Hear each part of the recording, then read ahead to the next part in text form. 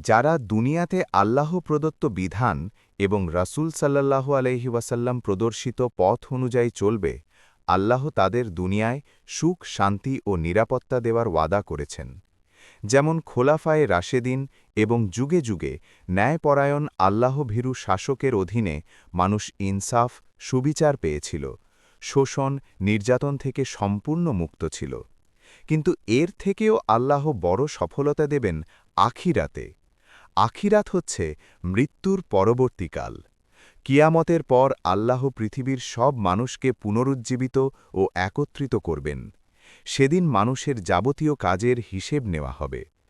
দুনিয়ায় যারা আল্লাহর হুকুম মেনেছে, নবীর পথে চলেছে, তাদের চিরকালের জন্য জান্নাত, চিরন্তন সুখের স্থান দেওয়া হবে। আর যারা কর্মের স্বাধীনতার সুযোগে উচ্ছৃঙ্খলতা ও আল্লাহদ্রোহিতার পথ অবলম্বন করছে, তাদের ভোগ করতে হবে কঠিন শাস্তি। তাদের পরিণাম হবে জাহান্নাম। বোকা, অহংকারী, স্বল্পজ্ঞানী আর পণ্ডিত নামধারী কিছু গোঁড়া ব্যক্তি আখিরাতকে অস্বীকার করতে চায়। শয়তান এসব পণ্ডিতদের মতোই ছিল। সে জ্ঞানের অহংকারে ডুবে গিয়েছিল।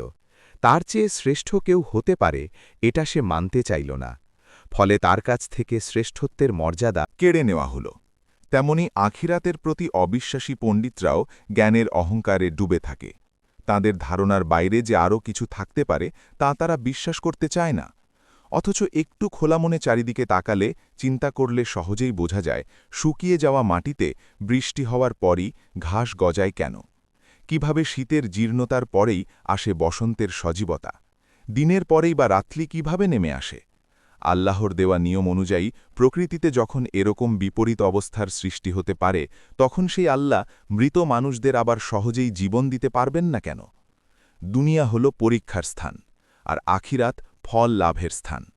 কাউকে কোনো মর্যাদা আর পদ দেওয়া হলে সে তার উপযুক্ত কিনা তা যাচাই করে দেখা দরকার। যাচাই করে তার যথাযোগ্য পুরস্কার বা শাস্তি দেওয়া দরকার। তেমনি দুনিয়ায় মানুষের মর্যাদা হল সকল জীবের ওপর শ্রেষ্ঠত্বের মর্যাদা, আর পদ বা দায়িত্ব হল খিলাফাত বা আল্লাহর প্রতিনিধিত্ব। সে এ মর্যাদা বা দায়িত্বের কতটুকু উপযুক্ত তা যাচাই করার স্থান হল এই দুনিয়া।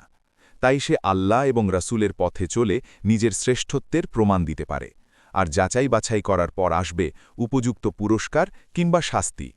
পুরস্কার বা শাস্তি দেওয়ার স্থান আখিরাত। আখিরাতের সফলতাই মানুষের আসল সফলতা। বন্ধুরা, এরকম সুন্দর সুন্দর ইসলামিক কথা এবং নবী রাসূলদের ইতিহাস জানতে আমাদের চ্যানেলটি এক্ষুনি সাবস্ক্রাইব করুন।